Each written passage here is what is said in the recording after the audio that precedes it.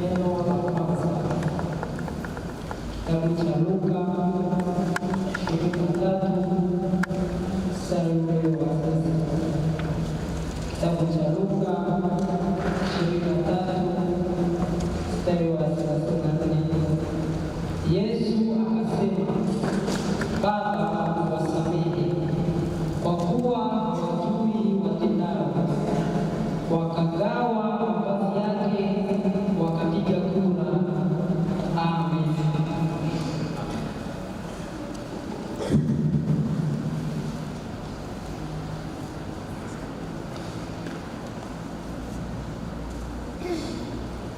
Neno la pili, Luka Mtakatifu ile sura ya 23 na mstari wa 43.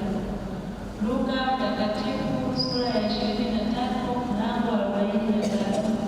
Neno linasema, Yesu akamwambia, amini nakuambia, leo hivi utakuwa pamoja nami peponi. Ndiyo neno.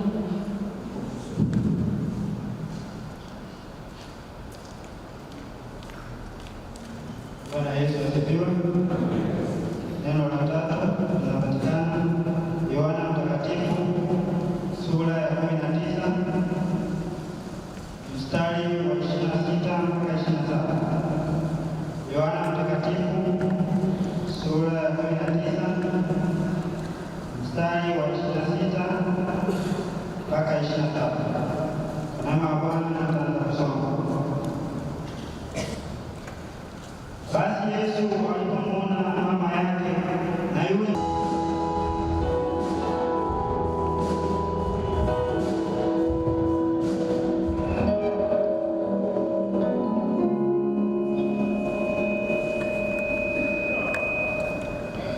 Bwana Yesu asifiwe. Kuwepo mbele yenu na kuona umati kama huu, kwa sababu kwa kweli na mimi ni mara ya kwanza, na kwangu mimi huu ni muujiza kabisa kwamba Mungu amenitendea pamoja na wale aliowafia msalabani, basi na mimi pia ni miongoni mwao.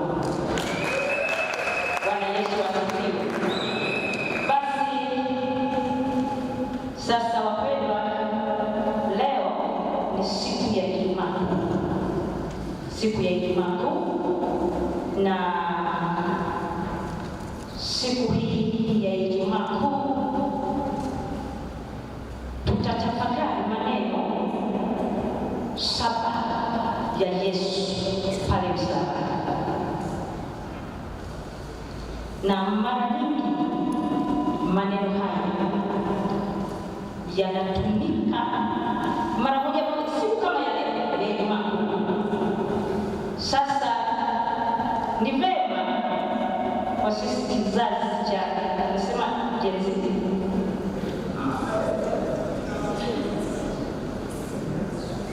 kwa sababu wakati mwingine yawezekana tunaweza kama tunayafahamu, lakini hatupati muda wa kuyapitia na kuelewa uzito wa kifo cha Bwana wetu Yesu Kristo, au siku muhimu ya leo katika maisha yetu na katika maisha yako au maisha yangu. Kwa hiyo ni muhimu sana siku hii ya leo wapendwa, kutafakari maneno haya. Yamesomwa hapa, sijajua kwa aliyekuwa na hesabu yako mangapi, kama uko na hesabu ndiyo yako 7. Kwa hiyo nafikiri kwamba sasa haya maneno tutayafafanua angalau kidogo, manake ni somo pana sana. Manake nilipoambiwa nataka nitumie muda mfupi, yani niachambue kana kwamba nitumie muda mfupi sana, lakini ni somo ambalo linajitegemea na ni somo refu ambalo linahitaji muda mkubwa, lakini kwa kweli nitajitahidi kadri ya Roho Mtakatifu atakavyonisaidia, lakini na mwenzangu pia Roho Mtakatifu akusaidie ili tutafakari kwa pamoja. Mchungaji,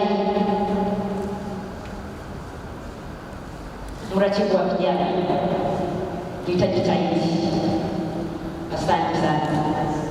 Kwa hiyo wapendwa, kama nilivyozungumza kwamba maneno haya ni maneno ambayo yanatumika mara chache siku hii ya leo, siku ya Ijumaa Kuu. Hivyo wapendwa, kabla ya Bwana wetu Yesu Kristo, mkuu wa uzima, mfalme mwenye nguvu, mwamba mgumu na mkombozi na mfalme wa wafalme, kukutoa uhai wake ili baadaye aumishe tena, yapo maneno sana ambayo tutakwenda kuyatafakari muda huu ambao tuko mahali hapa. Neno la kwanza la Yesu Kristo pale msalabani, alisema hivi ya kwamba Baba, uwasamehe kwa kuwa hawajui watendalo. Luka 23 kama walivyosoma 34. Hivyo tunaona Yesu alisema Baba, uwasamehe kwa kuwa hawajui watendalo, na akasema wakagawa mavazi yao wakapiga kura. Hivyo wapendwa, hili ni neno la kwanza la Bwana Yesu kulisema akiwa pale msalabani, kuonyesha upendo wa hali ya juu na huruma kwetu.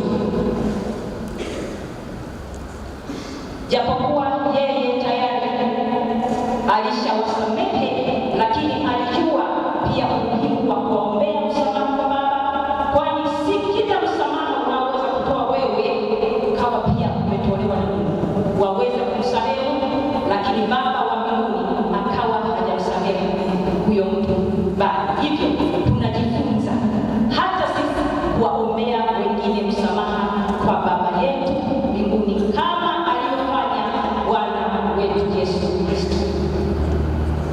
Bwana Yesu asifiwe. Tunajifunza ya kwamba na sisi tunapaswa kuwaombea msamaha wengine, sio kujiombea. Wakati mwingine tumesahau kuwaombea wengine msamaha. Ulipiza visasi, ulipizaji wa visasi wapendwa. Yaani unajua wakati mwingine neno hili msamaha ni neno kubwa sana. Inawezekana wakati mwingine umefanya jambo ambalo kwa kweli mtu anakuja amefura na hasira, kisha sema naomba nisamehe, au ukamwambia msamaha naomba usamehe, mtu huyo anaishiwa nguvu kabisa. Ni namna gani neno hili lilipo na nguvu. Kwa hiyo tunajifunza pia kuwaombea wengine msamaha. Tuache tabia ya kulipizana visasi wanayoteseka. Anasema mimi sikubali, siwezi kukubali kabisa. Yaani mimi lazima tuonane.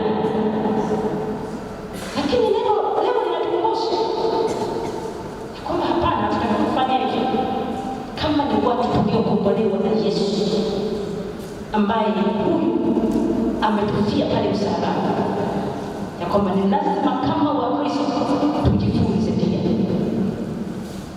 kuwaombea wengine msamaha. Lakini pia hata kama wewe unasamehe, unatakiwa kusamehe na kusahau, japo ni jambo gumu kidogo. Ni jambo gumu kidogo kwa sababu ya binadamu. Hii kazi ya kuweza, maana Mungu akishasamehe amesamehe kweli kweli, amesamehe, yaani hakumbuki tena. Lakini mimi na wewe wanadamu, jambo lilifanyika miaka 5 iliyopita, halafu kaja kidogo ukanikanya, hata siku leo ulifanya hivyo hivyo, lakini ni jambo ambalo lilishapita muda mrefu sana, na ukisema umesamehe. Sasa huku kusahau unatoka wapi? Ni kwa sababu ya ubinadamu tulio nao, na ndio maana tunakumbushwa kila wakati. Leo ninakumbusha, maana wakati mwingine inawezekana tunasahau kwamba tunatakiwa kufanya nini. Kwa hiyo wapendwa, Mungu atusaidie tuone ya kwamba tunaruhusiwa kuombea wengine msamaha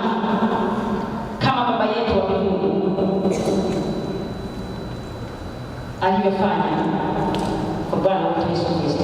Lakini neno jingine la pili alisema, amini nakuambia leo utakuwa pamoja nami peponi.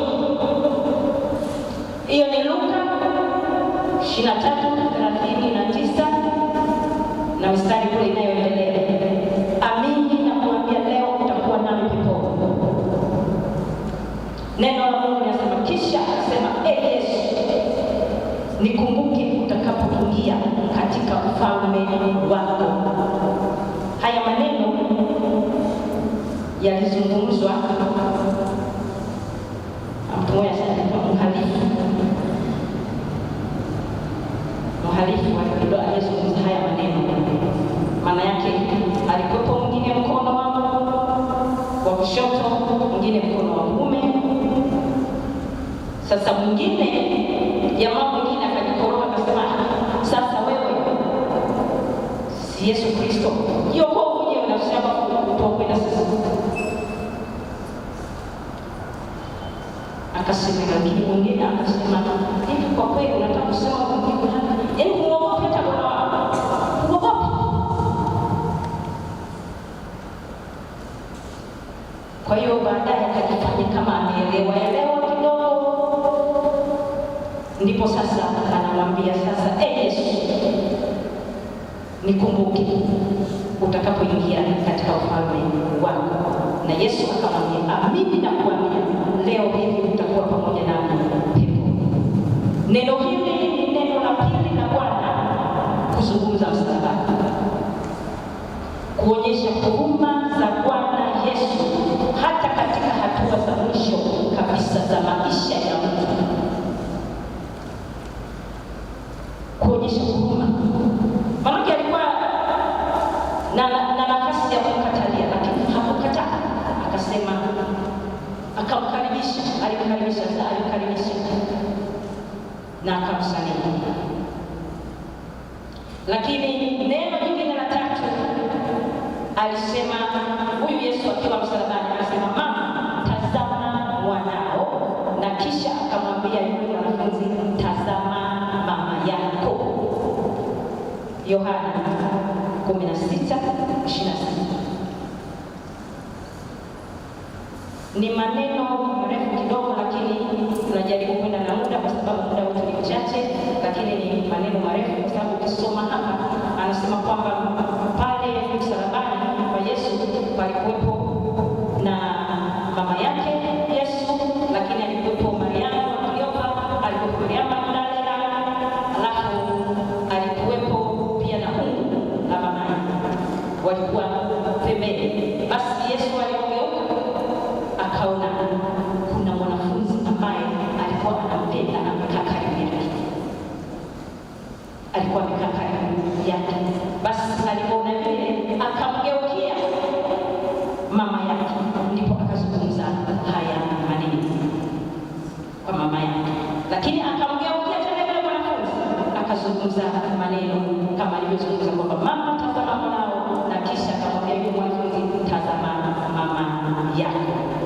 Hivyo wapendwa, Yesu alipomwona mama yake na yule mwanafunzi aliyempenda amesimama karibu, alimwambia mama yake, mama, tazama mwanao.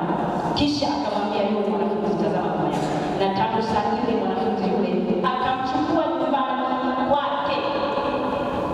Hili ni neno la tatu lenye ujumbe wa kuangaliana sisi kwa sisi, kwani kwa kufanya hivyo tunatimiza amri ya Kristo ya upendo. Kwa hiyo maneno yalikuwa na maana, sio kwamba yalikuwa yanaongelewa, alikuwa na maana yake. Alikuwa anatufundisha jambo mimi na wewe. Kwa hiyo hili neno linatufundisha namna ambavyo sisi kwa sisi tunatakiwa kujaliana ili kutimiza amri ya upendo wa Kristo. Hili nalo pia imekuwa ni changamoto, imekuwa ni tatizo. Watu tumeshindwa kutimiza amri ya Mungu ya upendo, kupendana sisi kwa sisi. Zaidi tunahurumiana, tunaoneana, tunachukiana. Yaani unakuta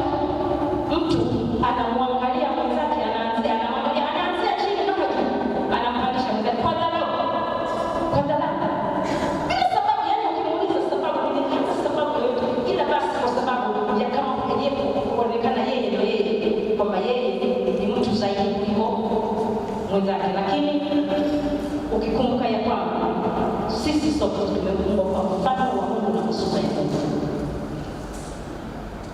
Hata unapomwambia muone sura yake kama anarudia, maana kumbuka kwamba unamtukana Mungu, sio kwamba unamtukana yule ambaye unamuona mbele yako.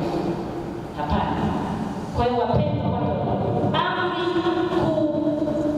kupendana sisi kwa sisi, kusaidiana sisi kwa sisi, lakini sio maana vijana ukishazungumza kupendana na kusaidiana wanaingia kwenye mambo mengine. Anasema Bwana mchungaji alisema tupendane kabisa, anasema tupendane. Sasa Bwana sasa wewe mimi sasa, yaani anageuza kila maana ambayo si tafsiri sahihi, sio tafsiri sahihi. Maana upendo unaozungumzwa hapa sio uongo, tena ushindo kwa jina la Yesu, shindo na wewe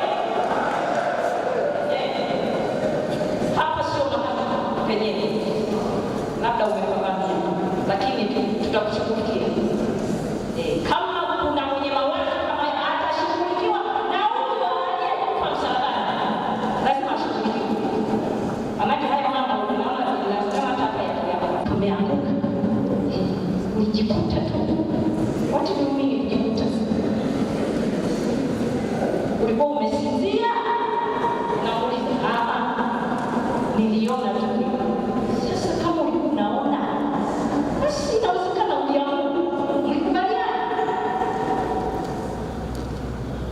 kwa sababu wakati mwingine tunaweka mazingira ambayo yanatusababisha kitu cha hatari kiweze kutokea. Kwa hiyo vijana, wakati wote hakikisha unakuwa very smart. Mungu kwanza, ndipo mambo mengine yanaendelea.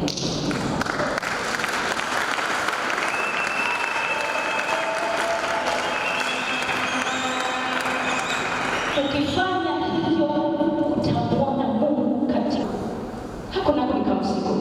Unatakiwa ukasogeze mikononi mwa Yesu ili Yesu aweze kukuokoa, na ndipo utakapomwona Yesu katika maisha yako. Neno linasema nimewaandikia ninyi vijana kwa sababu mna nguvu, msitumie nguvu vibaya. Wanasema upo wakati utatamani ufanye jambo fulani au utatamani ukimbie, lakini hutaweza kwa sababu ni wahovyo, na mtu akikuona ni wahovyo. Kwa hiyo Mungu atusaidie siku hii ya leo, tuone ya kwamba tunayo nafasi ya kurudisha maisha yetu ambayo yalikuwa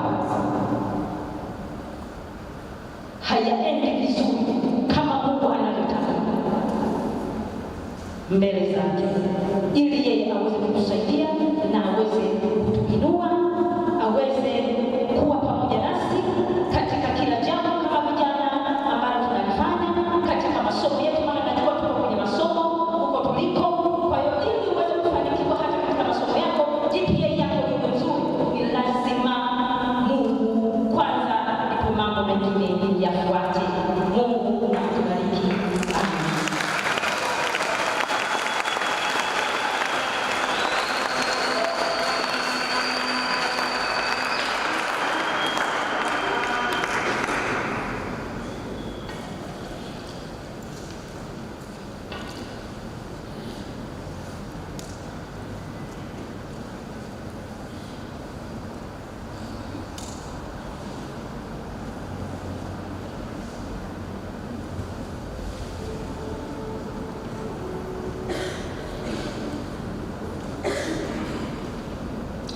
Watu wa Mungu, Bwana asifiwe.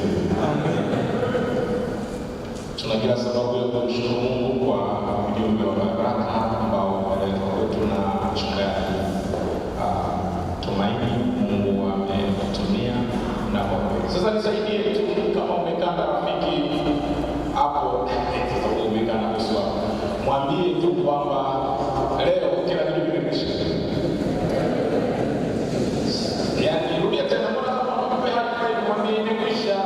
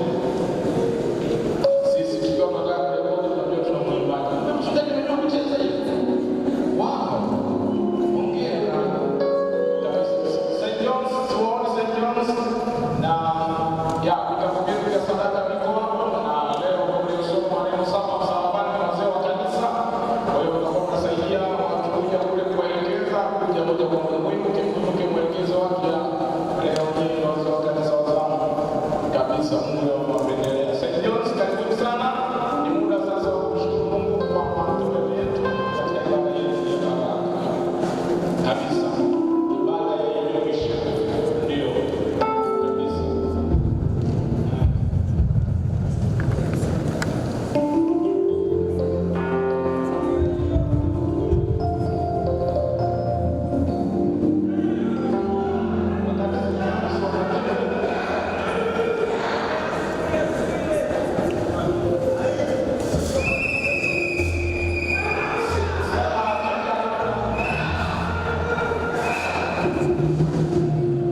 Sina hakika kama tunakuja kwenye matoleo, lakini tulivyotoa jana tutatoa leo.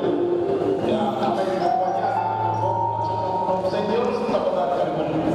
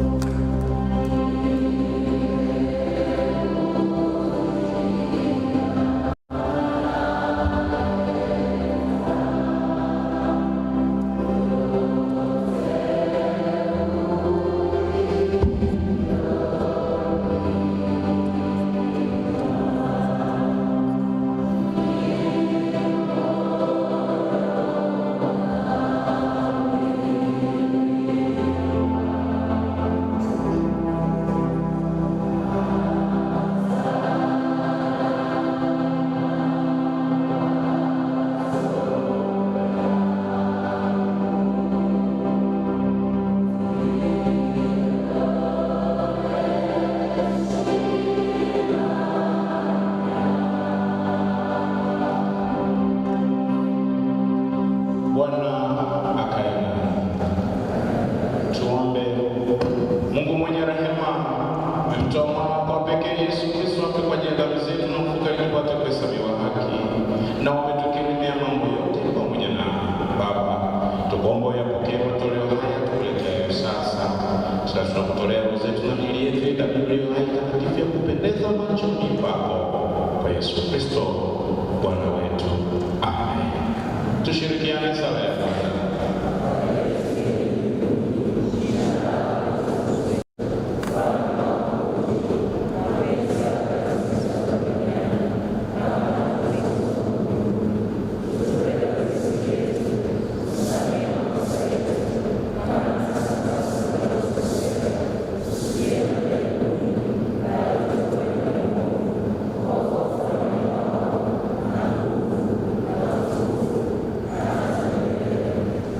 Tutulie kwa ajili ya kupokea baraka.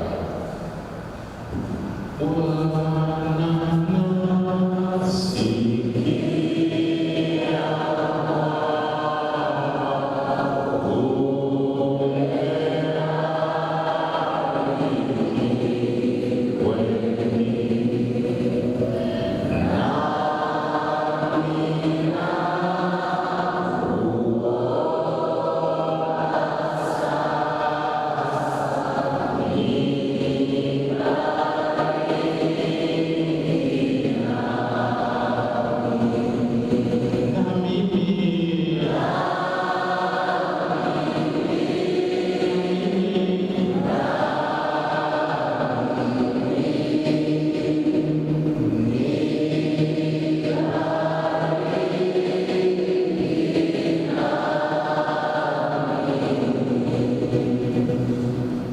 pokeeni baraka wa Bwana nyote mnaomwamini na kumtegemea Mungu. Bwana akubarikie na kukulinda.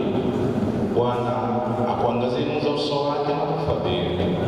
Bwana akuinulie uso wake na kukupa amani. Tokapo na uingiapo, baraka za Mungu ziwe pamoja nawe, katika jina la Mungu Baba, Mwana na Roho Mtakatifu. Amen. Tuketi kwa sala ya kimya.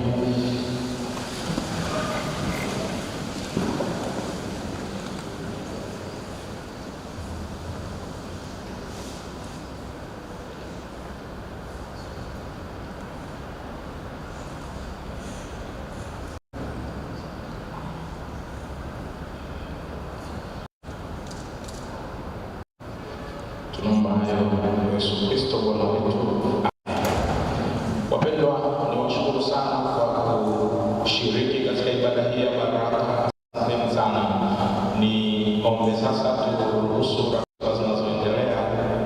Niombe basi unapokuwa na ibada, yani kwa mfano tukiwa na ibada usikae kwenye kiti nje, yani kwa mfano. Yani kwa mfano tuko hivi ndani, kwa mfano hivi, hautaki kukaa, au kwa mfano tuko ibadani tunakuona unatembea, kwa mfano ya nani na kwa sisi. Kwa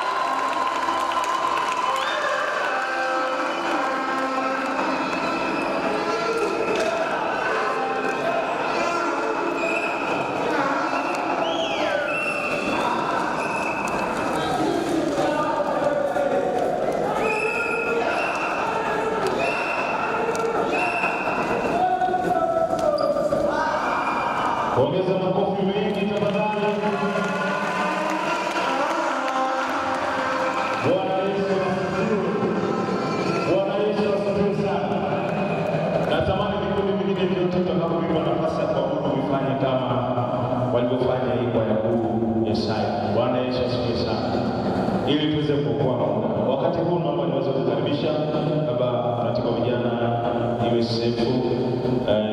Ratibu wa vijana CCT Taifa aweze kufika hapa mbele kwa ajili ya kutambulisha wale wageni ambao wametufikia kipindi kinaendelea timu za matatu. Kuna salamu imeanzia pale nyuma, wanasema haleluya, haleluya, haleluya, haleluya. Wapendwa katika Bwana, wakati tukiendelea tumefikiwa na wageni muhimu kwenye mkutano wetu. Nianze kwa kumtambulisha baba mchungaji mikono nyuma. Karibu baba, utupungie mkono. Baba mchungaji, karibu utupungie mikono. Amen, amen.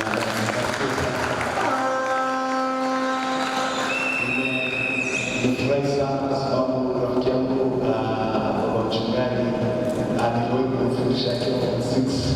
Nilikuwa mwalimu wake na leo ni mchungaji mwenzangu. Ni neema kubwa sana. Amen, amen. Basi wapendwa katika Bwana, nitumie pia fursa hii kuwatambulisha associate ambao wametufikia. Kwanza kabisa Engineer Harrison, naomba utupungie mkono mahali popote ulipo.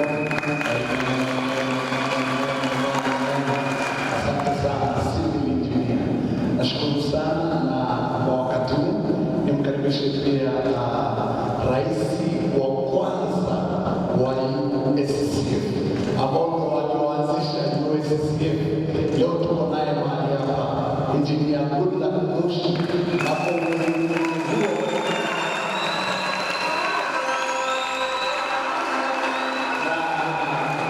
umuhimu wake kwamba ndiye rais wa kwanza wa USCF. Nimkaribishe aweze kushika mic na kutusalimia. Karibu sana Mheshimiwa Rais.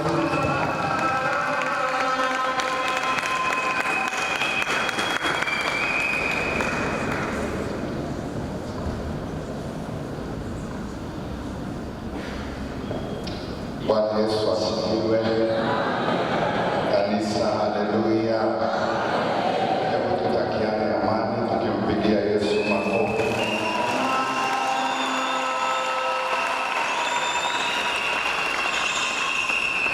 Kwanza kabisa tunamshukuru Mungu ambaye anatupa neema na kibali kuweza kufika siku ya leo, lakini kuona mkutano mwingine wa 13 wa USCF Taifa CCT. Lakini naendelea kumshukuru Mungu sana kwa ajili ya baba askofu. Mungu awabariki sana baba, naendelea kuwatunza.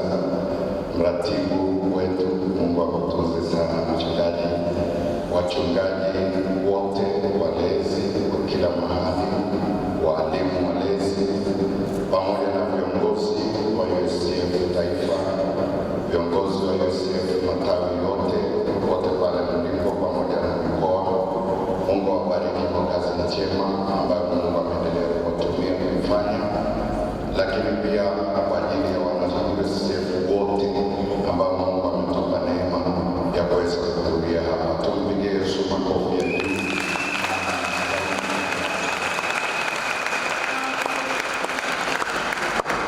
Tunamshukuru Mungu tunavyoona hivi. Ni maombi yangu ratibu, nimekuwa nikimwomba Mungu katika kila mkutano, hata nikifika siku moja, lakini sinaacha. Bwana Yesu asifiwe. Ninajua mahali Mungu alipotutoa na ninajua mahali Mungu anapotupeleka. Anapotupeleka ni pazuri kuliko tulikotoka.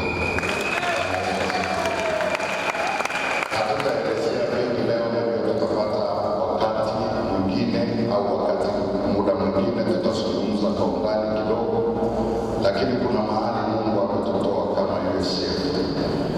Kama unatuona tuko matawi ndani iliyotajwa na viongozi hapa, ujue tulianzaga matawi yasiyozidi 12 na tuliohudhuria mkutano wa taifa wa kwanza tulikuwa matawi 6 na mengi yalitoka hapa Dodoma, mawili yalitoka kule Mbeya na hapa Dodoma yalikuwepo hayo kadhaa, lakini tunamshukuru Mungu sana. Mimi niseme neno moja tu kwamba tunawapenda, tunawaombea na kuna mikakati tunaendelea kuiweka, na ninajua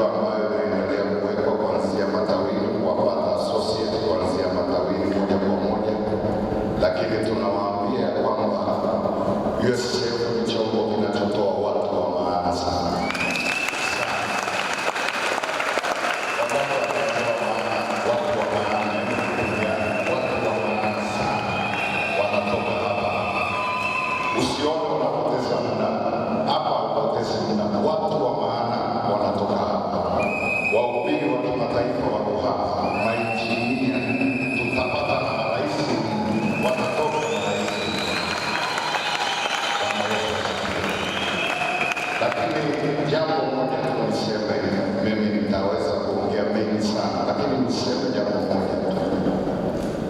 Moja ya kitu kitakachokusaidia ufike mbali sio tu maombi, sio tu kuja kwako, sio tu kusoma.